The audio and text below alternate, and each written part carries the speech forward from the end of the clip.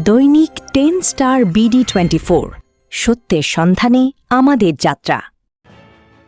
কোম্পানীগঞ্জে চরকাকড়ায় সচেতন নাগরিক ফোরামের মাদক বিরোধী গণসংযোগ ও মতবিনিময় সভা অনুষ্ঠিত। নিজস্ব প্রতিবেদক, কোম্পানীগঞ্জ, নোয়াখালী।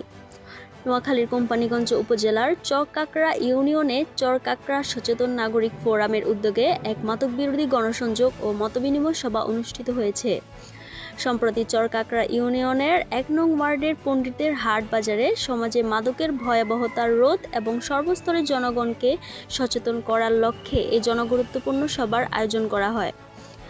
চরকাকড়া সচেতন নাগরিক ফোরামের সদস্য নূর নবী রিয়াদের প্রাণবন্ত সঞ্চালনায় উক্ত মতবিনিময় সভায় প্রধান অতিথি হিসেবে উপস্থিত ছিলেন সংগঠনটির আহ্বায়ক এবং বাংলাদেশ সুপ্রিম কোর্টের আইনজীবী অ্যাডভোকেট মোহাম্মদ ইউনুস সুমন। অনুষ্ঠানে বিশেষ অতিথি হিসেবে উপস্থিত থেকে বক্তব্য রাখেন অ্যাডভোকেট সাজ্জাদুল ইসলাম তানিম, সদস্য সচিব চরকাকড়া সচেতন নাগরিক ফোরাম ও আইনজীবী নোয়াখালী জজ কোর্ট, জনাব সাইফুদ্দিন সৌরভ, সদস্য চরকাকড়া সচেতন নাগরিক ফোরাম ও ১ নং ওয়ার্ডের আসন্ন মেম্বার পদপ্রার্থী, জনাব জহিরুদ্দিন বাবর, বিশিষ্ট সমাজসেবক।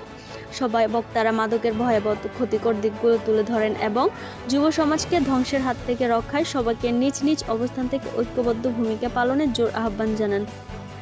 এলাকায় সামাজিক অবক্ষয় রোধ, উন্নয়ন ও শান্তিপূর্ণ পরিবেশ বজায় রাখতে সচেতন নাগরিক ফোরাম আগামীতেও এমন গঠনমূলক কার্যক্রম অব্যাহত রাখবে বলে আয়োজকদের পক্ষ থেকে দৃঢ় প্রত্যয় ব্যক্ত করা হয়।